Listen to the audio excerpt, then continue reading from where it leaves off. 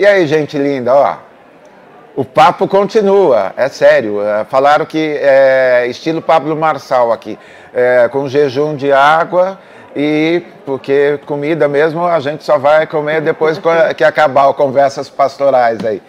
Tenho o prazer e a honra de ter aqui do meu lado minha querida Bruna Sintra. Olá, gente. Prazer é estar aqui com vocês, né, nesse momento. Curtindo como que está sendo Conversas Pastorais? Nossa, está sendo muito bom, muito bom. Essa manhã acho que tirou a gente da casinha. O que eu gosto no Conversas, na verdade, não é o papo teológico, mas é o papo da vida. Porque a questão pastoral, ela passa sim pela teologia, óbvio que passa, porque a vida vai acontecendo e você vai querendo estruturar isso teologicamente também. Mas às vezes a gente fica tão preso à coisa teológica e esquece que a vida é que dá o insumo teológico, né? Então, agora de manhã com o Krenak, falando sobre o futuro do Brasil, né? Haverá futuro no Brasil. Foi um papo muito bom, com a Regina também, depois comentando, falando sobre resistência. E eu acho incrível, né? Dessa vez eles colocaram mulheres em todas as plenárias. Muito bom. O que faz com que há uma inclusão de gênero. E essas mulheres vêm cutucando, trazendo desconfortos, né? Regina começou bom dia a todos, todas e todes. Já deixou um monte de gente assim, se mexendo na aqui, cadeira. Ó, até voltar pro lugar.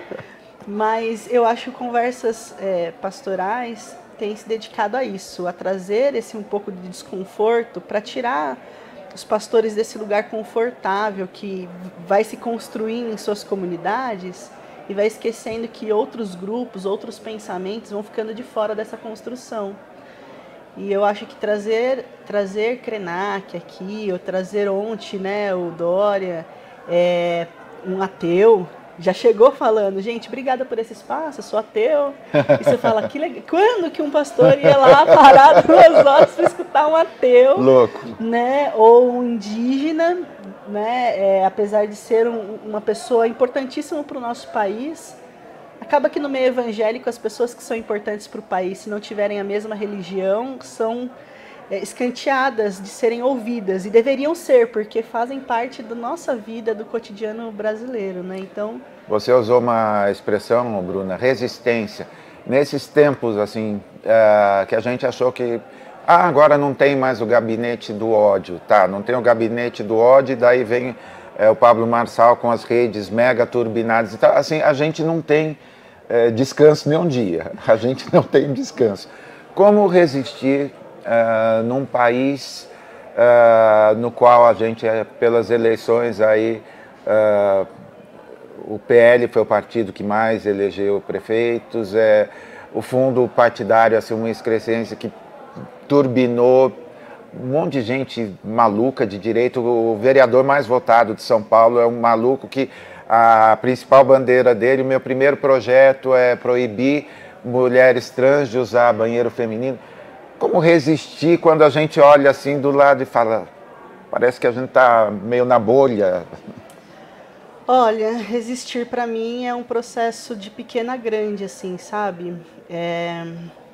Já tem um tempo que na hora do louvor a gente tem o costume de levantar as mãos de mãos abertas, assim, né? E louva.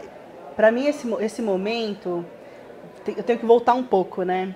Quando eu tinha meus namoradinhos, assim, eu não conseguia abraçar por cima, porque qualquer mão poderia vir e pegar no meu corpo. E como eu sou uma mulher lésbica, aquela mão masculina pegando no meu corpo era como se fosse uma invasão. E quando eu ia para o culto levantar as mãos, eu levantava as mãos para Deus assim, porque eu não queria ser invadida, até que eu percebi que Deus tinha que invadir, mas não no quesito da invasão, porque é violento, ou porque eu não quero que toque no meu corpo, aquela coisa toda, mas eu preciso me jogar a esse Deus. Então eu aprendi que eu levantando as mãos ali, eu estaria ali me jogando para esse Deus sem resistências dele invadir a mim, né? Essa presença da divina Ruá. Só que depois de um tempo, esse movimento de levantar as mãos abertas não fazia mais tanto sentido para mim, porque a luta que eu luto no meio evangélico é uma luta de resistência. Por isso que eu gostei muito que a Regina falou hoje. Que é uma luta, até tenho tatuado aqui, né? É uma mão fechada, né? Com o símbolo feminista e tudo mais.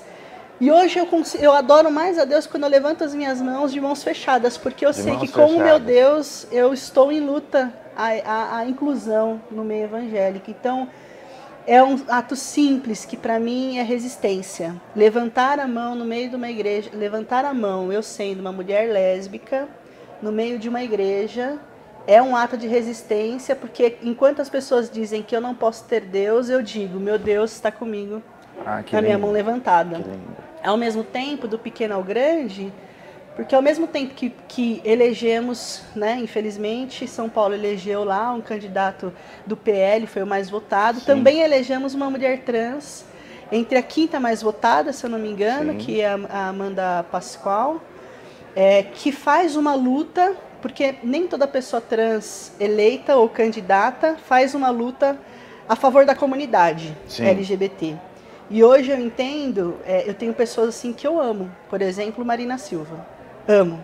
Na última candidatura dela, eu falei, meu Deus, eu vou votar nela porque eu amo. E eu pensei, sim, a luta dela é uma luta muito importante, que é do meio ambiente, inclusive hoje o começo daqui foi sobre meio ambiente, nós precisamos lutar por isso, mas ao mesmo tempo é uma pessoa que não vai lutar por uma comunidade que eu faço parte está morrendo. Sim.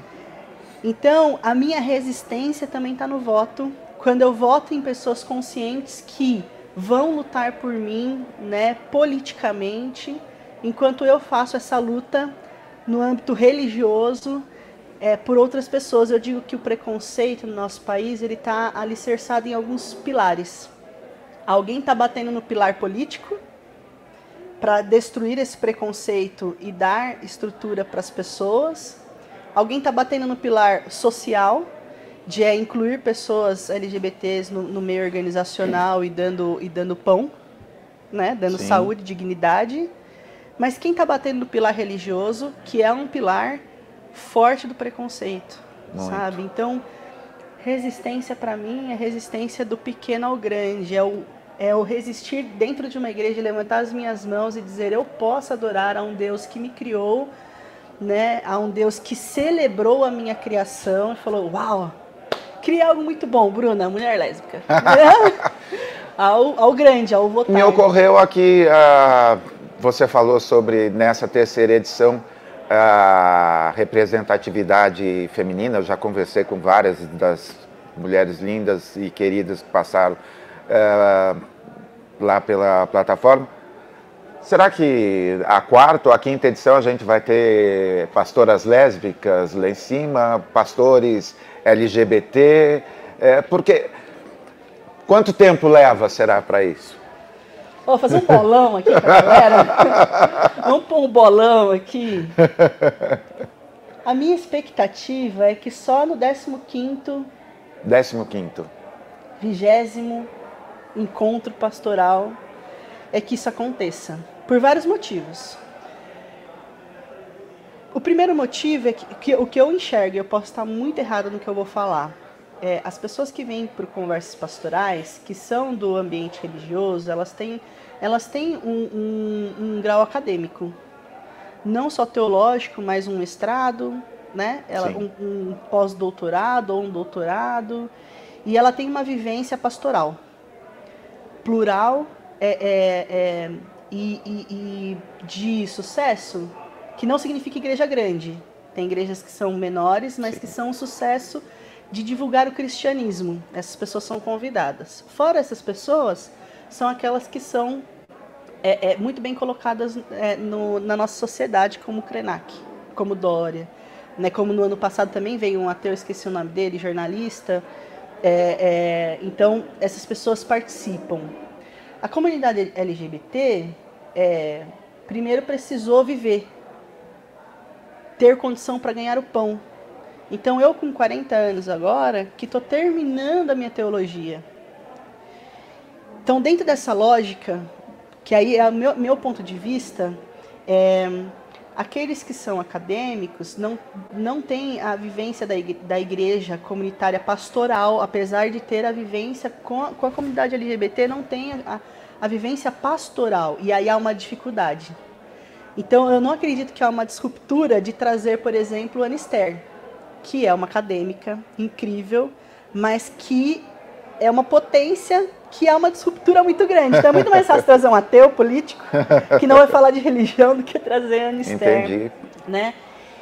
E aí, nesse caminho, tem muitas pessoas como eu se formando, mas que precisam de tempo, e de tempo para isso acontecer, né?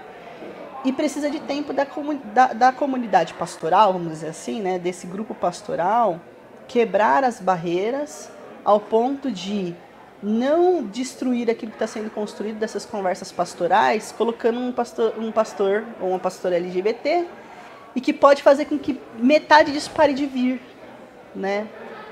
Então, eu não tenho um pensamento muito otimista de ser daqui 1 ano, 2 anos. Eu acho que vai ser daqui 10 anos, o que é muito triste. Porque enquanto a gente não tem representatividade, muitos de nós morrem. E acho que é pior ainda, não se avança em tempo ágil para que as comunidades tradicionais vão se tornando inclusivas. Então, hoje existem comunidades que estão se tornando inclusivas nesse processo. Eu acompanho algumas que estão fazendo um processo educacional, um processo de escuta desse grupo LGBT, educacional com seu time de liderança, escuta com LGBT e depois uma conversa com toda a comunidade, para depois se tornar inclusiva. Esse processo ele é lento, e aí cada vez mais lento, né? Se você tem uma representatividade ali falando sobre isso, você acelera esse processo. Então é muito triste. Mas eu também não vejo que as pessoas que estão ali hoje são corajosas para esta pauta. São corajosas para trazer os ateus. São corajosas para trazer a política. São corajosas para falar sobre, começar agora a falar sobre gênero e incluir as mulheres. Mas ainda falta coragem para entrar, talvez, num dos maiores preconceitos do nosso país, que é a LGBTfobia. Eu digo um dos maiores porque o nosso país é o 14º ano consecutivo que mais mata pessoas trans e travestis no mundo. E o dado comparativo é que também é o país que mais consome pornografia trans no mundo. Exato. Né? Então, eu não tenho um otimismo de ver gente lá tão cedo.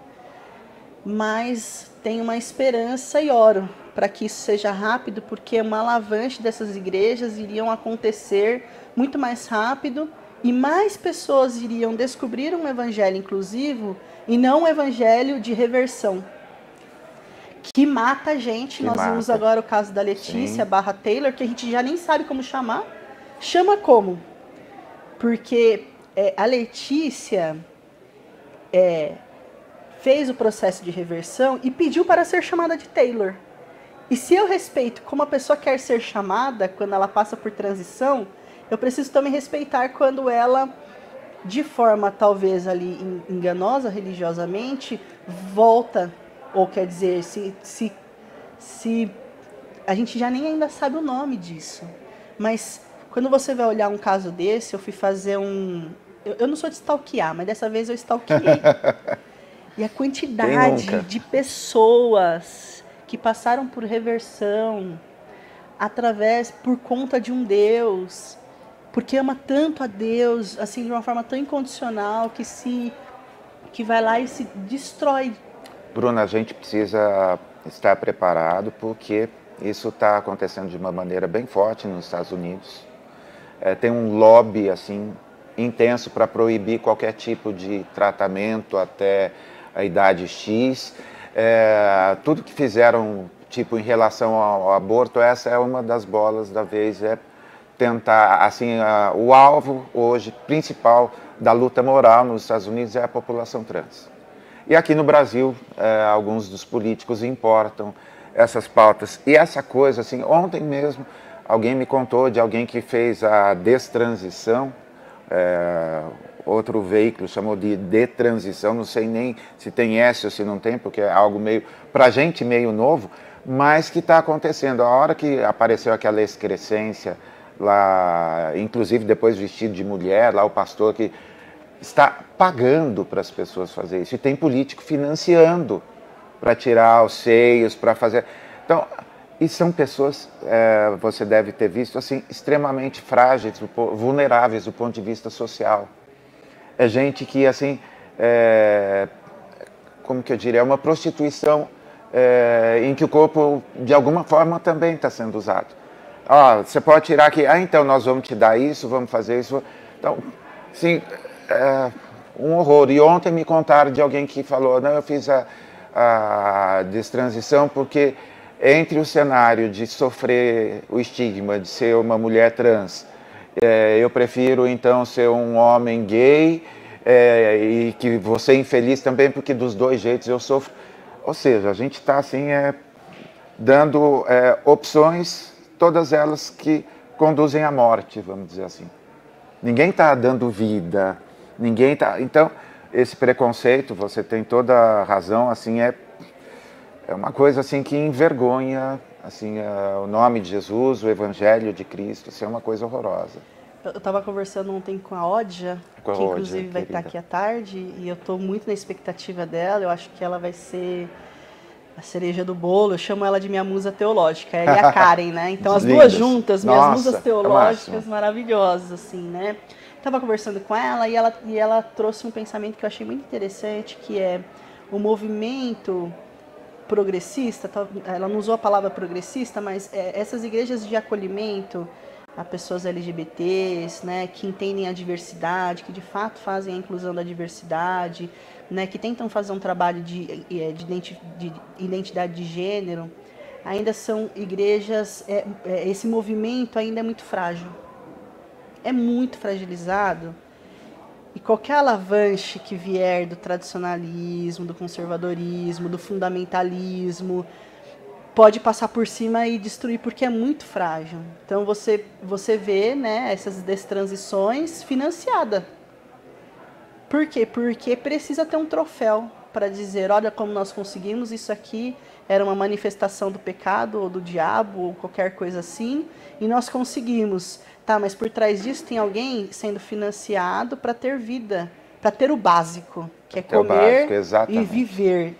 Então, é muita maldade humana você oferecer o básico e dizer, deixe de ser quem você é, e eu te ofereço o básico para você viver, que é comer e ter moradia. Está gostando do conteúdo? Então se inscreve no canal e curta esse vídeo, assim o YouTube vai entregar para mais pessoas. Mais do que isso, você pode se tornar membro do canal, ter vários benefícios, ganhar um monte de livros super selecionados e assistir em primeira mão algumas das nossas gravações, incluindo as falhas de bônus, e não são poucas, viu? Fica com a gente. Aí, valeu, contamos com a sua ajuda, valeu.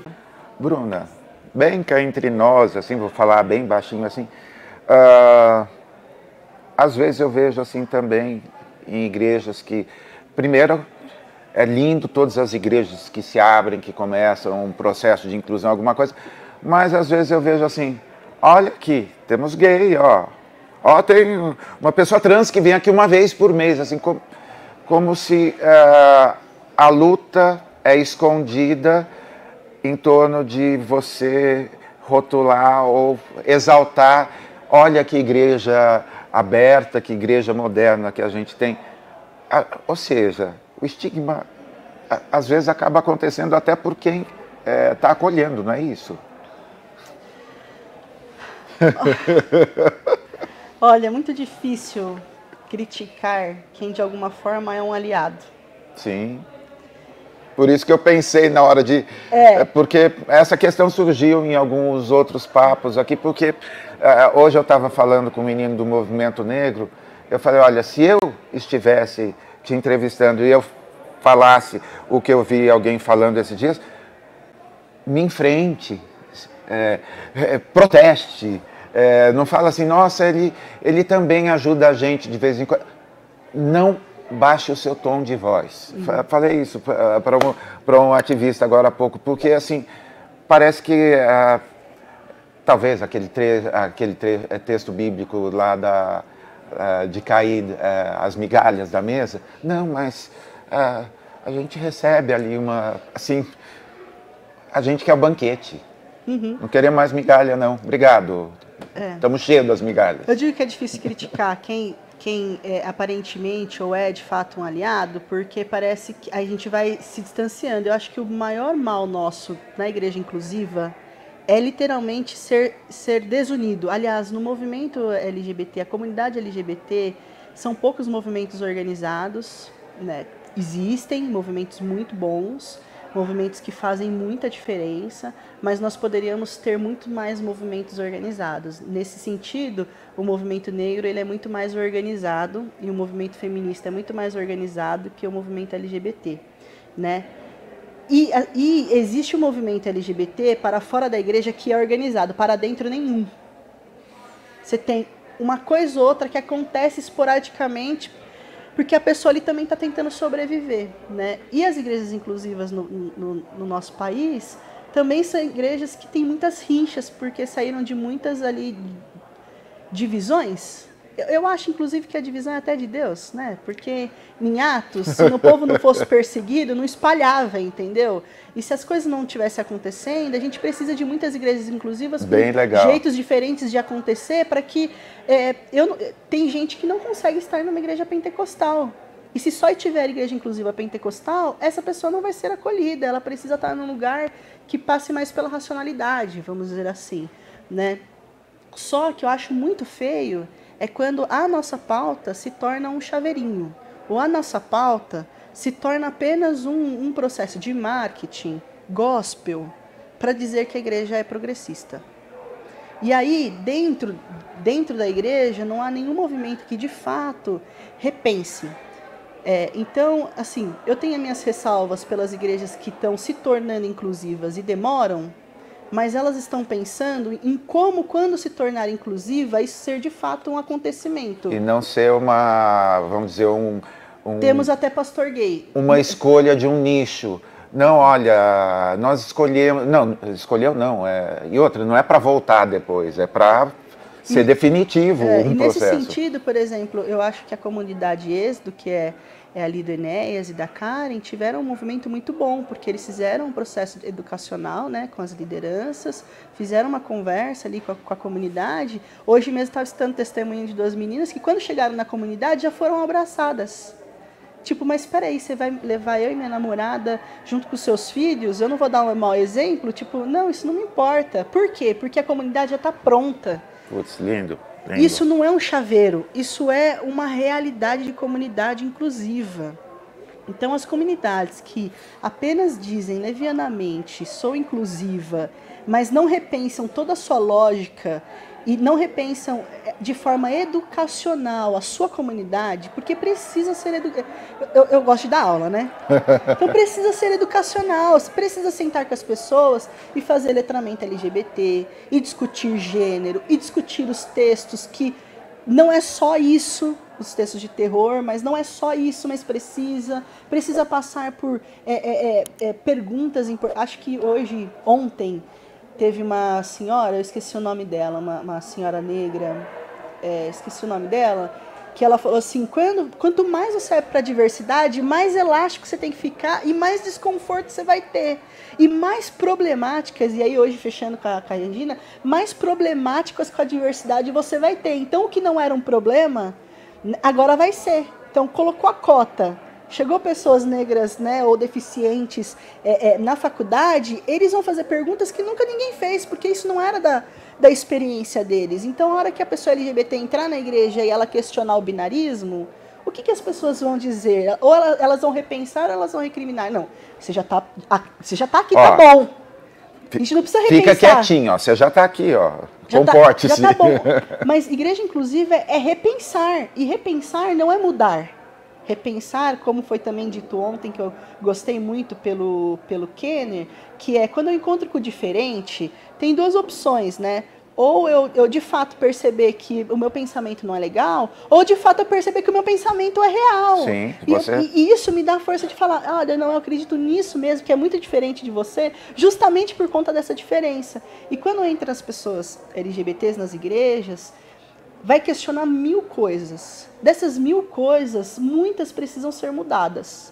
E muitas vai fortificar, vai fortalecer. Não, realmente, a gente pensa assim, e tá tudo bem, sabe?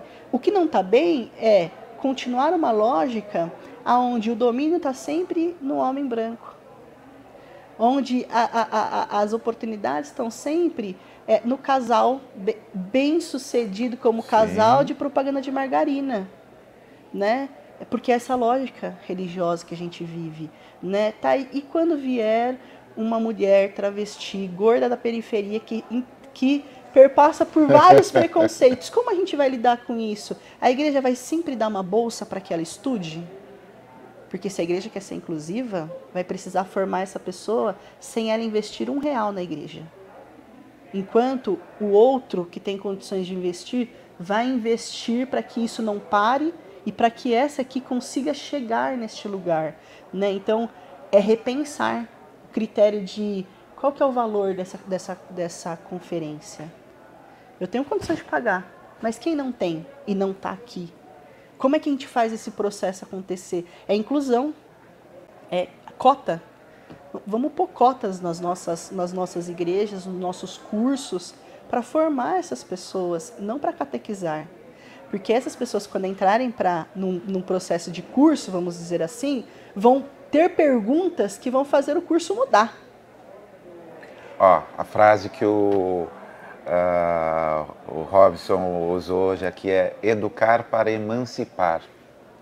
Ou seja, não é catequizar, é para você pensar sozinho, é para você decidir e ninguém decidir por você, inclusive todas essas questões de sexualidade. Hoje eu postei e quero aproveitar para mencionar isso, fiquei muito bravo, normalmente não posto exatamente esse tipo de coisa, colocando nome e tudo, uma pessoa de uma certa idade, etc.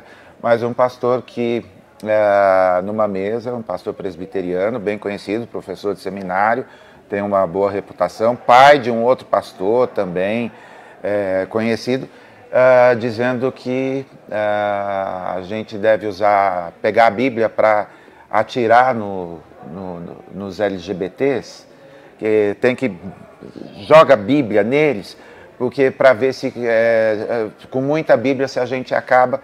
Isso, olha, o linguajar de um outrora reconhecido pastor, não sei o quê, para acabar com a viadagem no Brasil. Jogar Bíblias. Isso, ele deu aula para milhares de pastores que hoje atuam no Brasil. Então, a hora que eu vi isso, eu falei, não posso ser...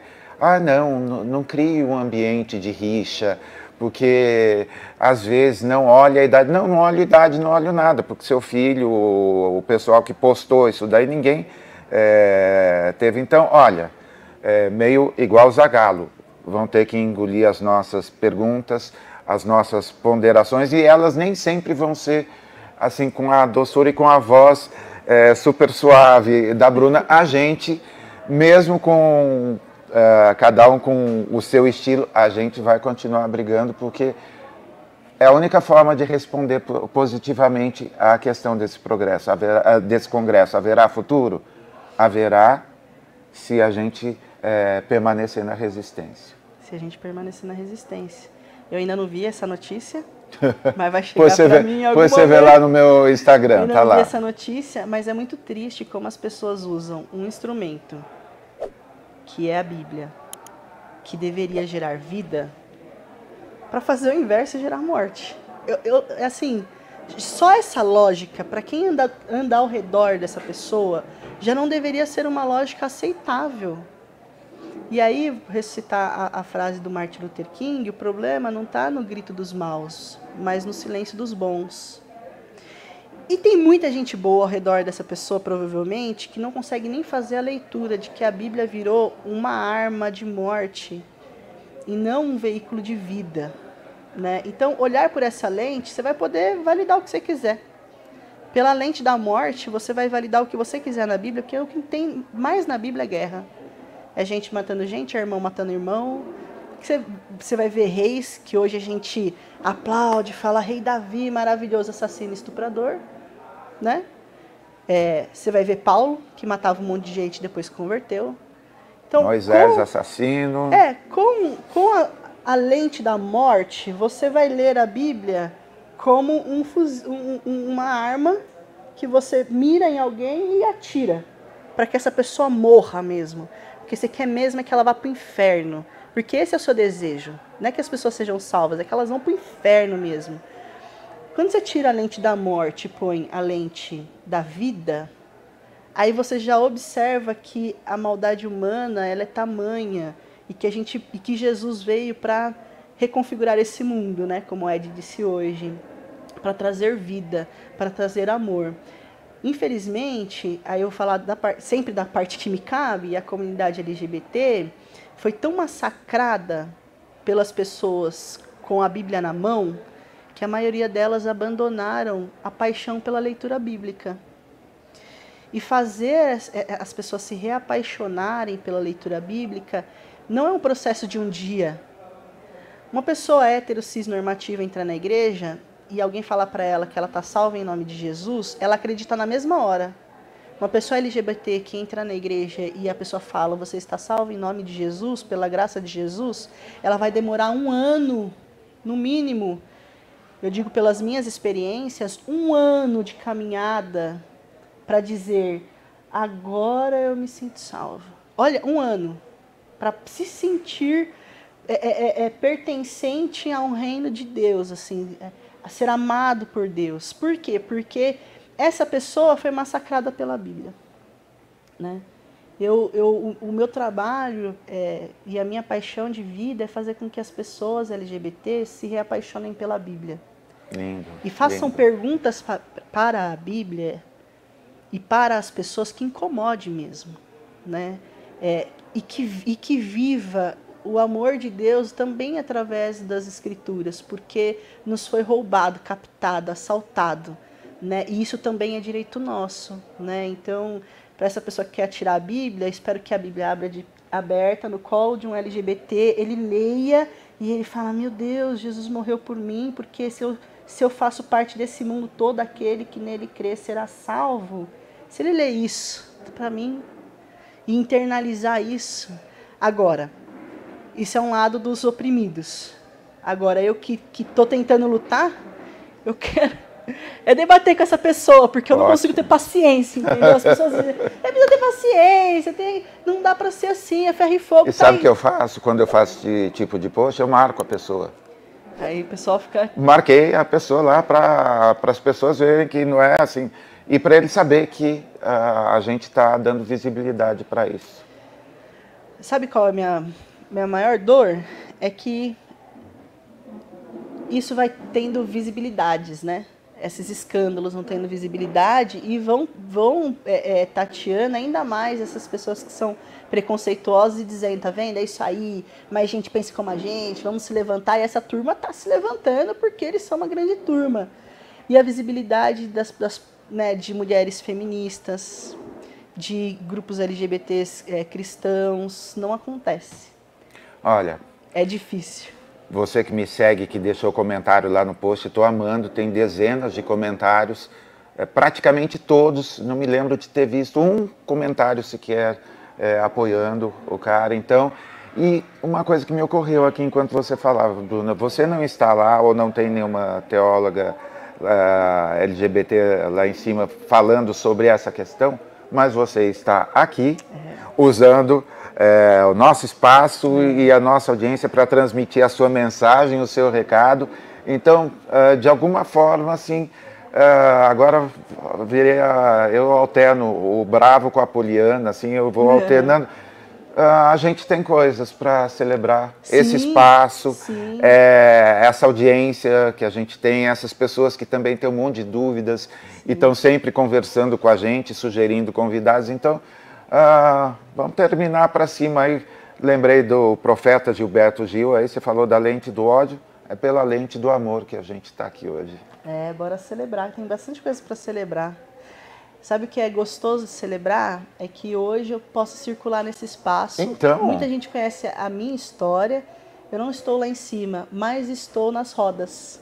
E nas rodas eu estou sendo muito bem acolhida. Tem muita gente que tem medo de vir para esse espaço porque vai receber o preconceito. E graças a Deus, aqui nesse espaço, eu não recebi, né? Até agora eu não recebi. Um olhar ou outro, estou acostumada, mas isso faz parte da vida, mas eu tenho muito mais abraços do que desafetos. Não estou lá em cima, né? Não vejo ninguém dos meus lá em cima, mas aqui no meio eu vejo um monte de gente. E um monte de gente sendo abraçada. Então a gente tem que celebrar mesmo essas conquistas, tem que celebrar essas igrejas inclusivas que estão aí fazendo um trabalho, essas igrejas que estão se tornando inclusivas. A gente está vivendo um momento histórico. É histórico isso, sabe? Então pode ser que quando eu tiver 80 anos, vou subir de bengalinha, talvez em algum espaço, falar, eu sou a pastora Sapatão, e é isso, né? Mas está tudo bem, eu sei que uma próxima geração, até né, uma antes da minha, já está vivendo experiências que não foi possível para uma depois da minha. E a gente precisa celebrar esses pequenos avanços, né? E resistir para que esses avanços aconteçam mais e mais. Cadê? Mostra a tatu aí. Resistir. Lindo demais, Bruna. Ai, que lindo, que delícia. Obrigado pelo tempo junto. Deus continue transbordando o seu ministério, sua vida, em todas as áreas, que venham novos livros, Amém. Que venham novas pessoas discipuladas e alcançadas pela presença de Jesus que você manifesta pelo seu olhar e pelo seu discurso. Obrigada a vocês, todo mundo. Vocês aqui, né? Poxa, esse espaço só é possível para mim por conta de vocês. Obrigada por abrir caminhos, fazer espaços, trazer mais pessoas. Vocês são uma potência, eu oro por vocês sempre. Uma coisa, tá gostando do conteúdo? Então se inscreve no canal e curta esse vídeo, assim o YouTube vai entregar para mais pessoas. Mais do que isso, você pode se tornar membro do canal, ter vários benefícios, ganhar um monte de livros super selecionados e assistir em primeira mão algumas das nossas gravações, incluindo as falhas de bônus, e não são poucas, viu? Fica com a gente. Aí, valeu, contamos com a sua ajuda, valeu!